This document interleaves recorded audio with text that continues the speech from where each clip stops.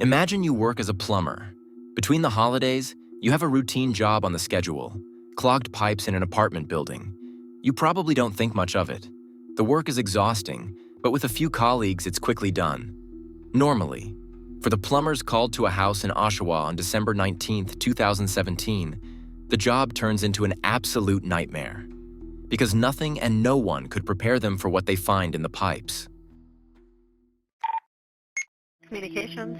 I'm a plumber and I'm on site for a job. We're snaking a drain and we probably pulled back about 10 pounds, 15 pounds of it looks like flesh type of stuff.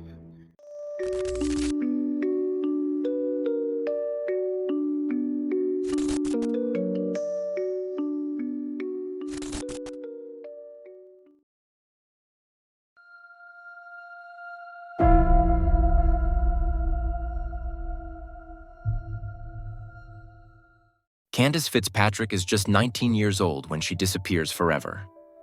The young woman lives in Ontario, Canada, and has a very eventful life. After a traumatic experience, she slips into drug addiction. Her family tries to support her as best they can, but Candace keeps going missing, sometimes for up to 2 weeks. In March 2008, she's last seen by one of her two sisters at Memorial Park in Oshawa. The 19-year-old often hangs around there at the time. When she doesn't come home after more than 2 weeks, her father contacts the police. He wants to file a missing persons report. However, the police send him away again. Based on Candace's lifestyle, it is assumed that she simply did not want to be found. As already mentioned, the young woman often stays away from home longer and regularly consumes substances. What's more, she is of legal age and can freely determine her whereabouts. So Candace's father has no choice but to go home and wait. But he waits in vain. More than a year later, in 2009, he went to the police again and was turned away once more. In the meantime, Candace's family had heard rumors that she had left for Western Canada with a mysterious boyfriend to get her life together. The Fitzpatrick family sticks to this explanation. Nevertheless, Candace's parents try to search the area around their home themselves and set up a Facebook page to draw attention to the case. The search for her is unsuccessful, and the case becomes a cold case. It wasn't until 2010, 2 years after her disappearance, that Canadian police added Candace Fitzpatrick as a missing person. It would take years before Candace's fate could be clarified, and the clarification of her case would reveal other atrocities.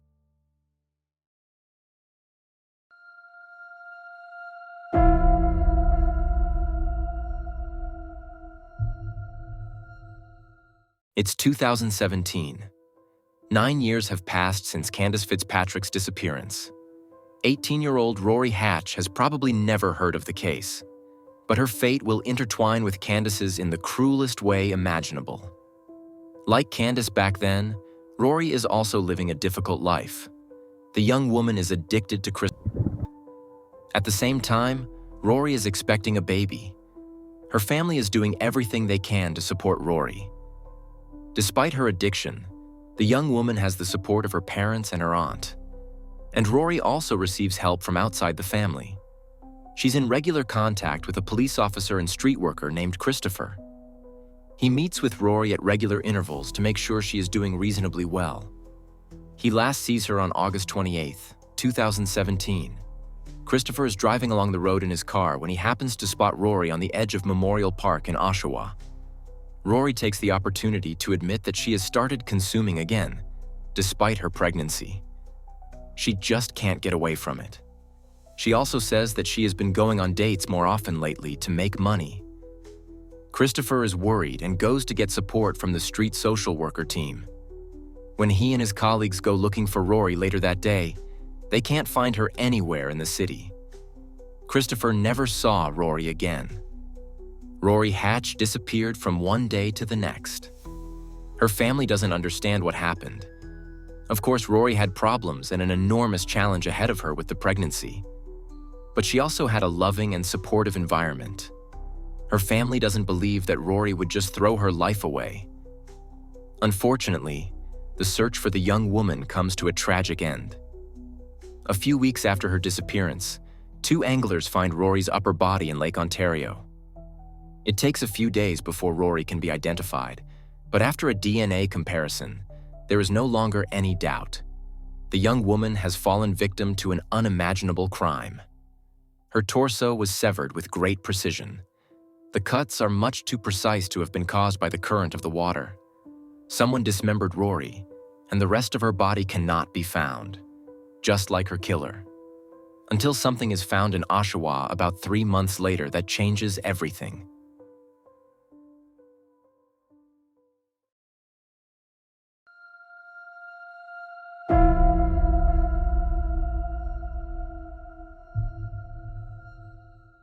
On December 29, 2017, a couple of plumbers are called out.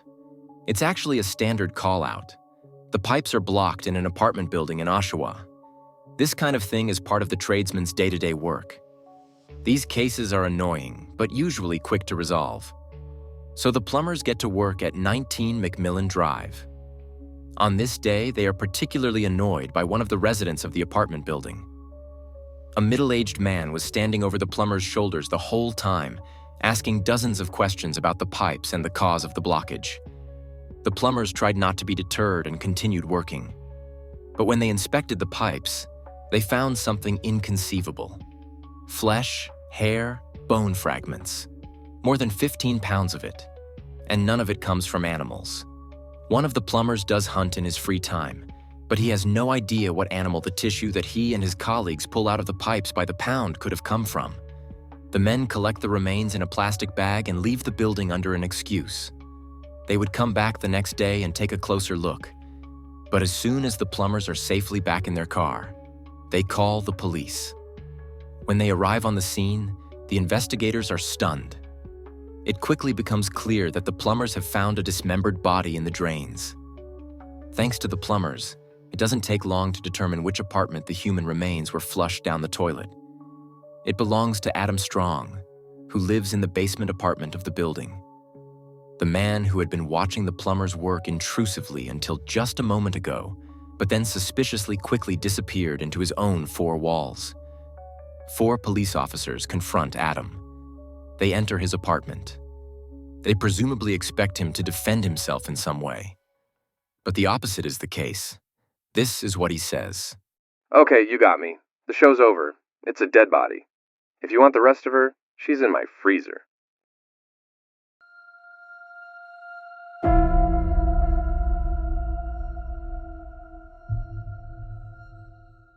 Adam Strong is arrested at his apartment.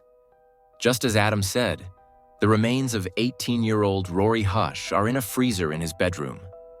The identity could be confirmed by a DNA match. According to the autopsy, Rory died from a blow to the head, presumably with a hammer. The forensic pathologists suspect a sex crime. After her death, Rory's body was dismembered. Adam threw her torso into Lake Ontario. The rest of her body parts were stored in Adam's freezer. What the plumbers found in the drain were mostly Rory's internal organs and smaller pieces of flesh. Apparently, Adam had tried to flush her down the drain to dispose of her. Adam is being charged with the young woman's murder. During forensic investigations in his apartment, the police also find the DNA of another missing woman. The DNA belongs to Candace Fitzpatrick, whose story you heard at the beginning of the video. At this point, the 19-year-old has been missing for more than 9 years. And after the police found Rory's remains at Adam's house, they are certain that he also murdered Candace, although her body has not been found to date. Adam Strong claims to be innocent in both cases. His lawyers say that while he admits to dismembering both bodies, he did not kill the young women. Adam himself remains silent throughout the entire trial. However, the evidence against him is overwhelming. Among others, Adam's landlady testifies in court in 2020. After a house fire, she once had to go to his apartment to see if everything was okay in the basement apartment. The sight of the living space shocked her so much that she even filmed the whole thing.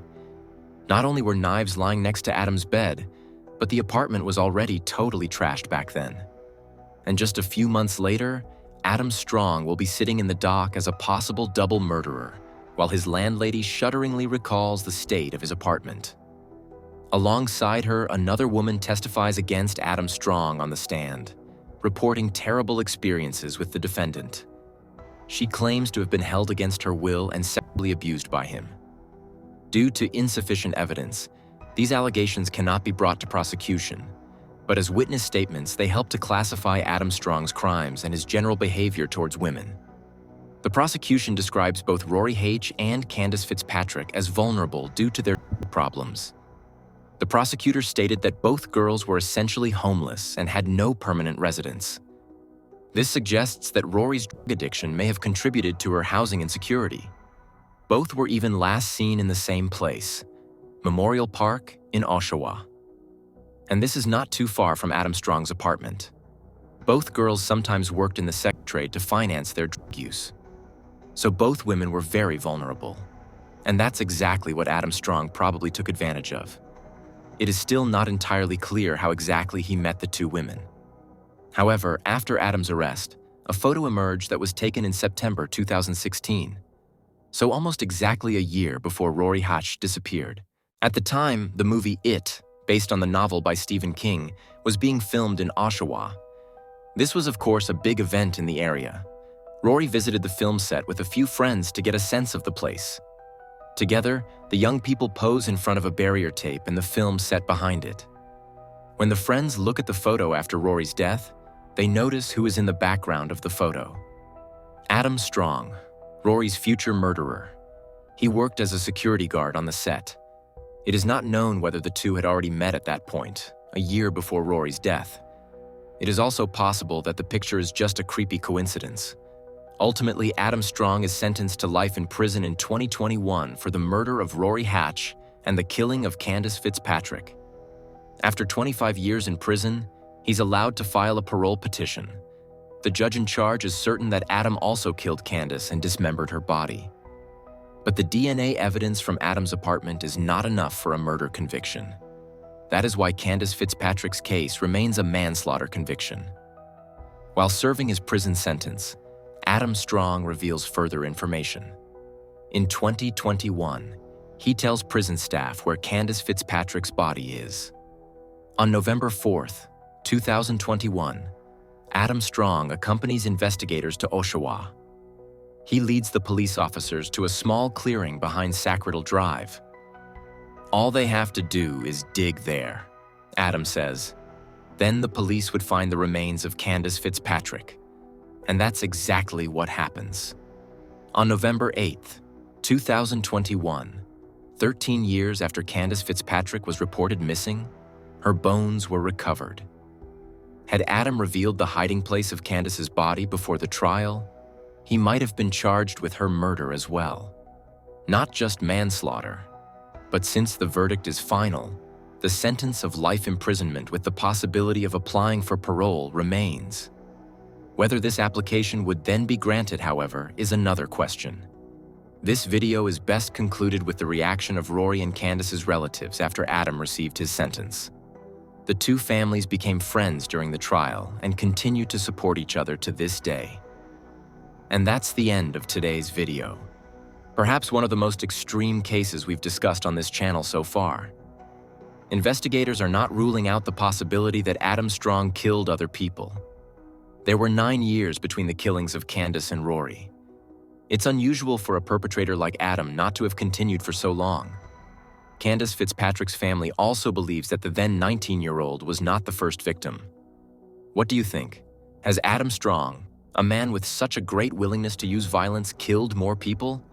A person who is so brutal and has zero control over his urges cannot not kill for 9 years. But we will probably never know. Either way, I'm glad that Candace Fitzpatrick's remains were found and that the family can come to some kind of closure with it.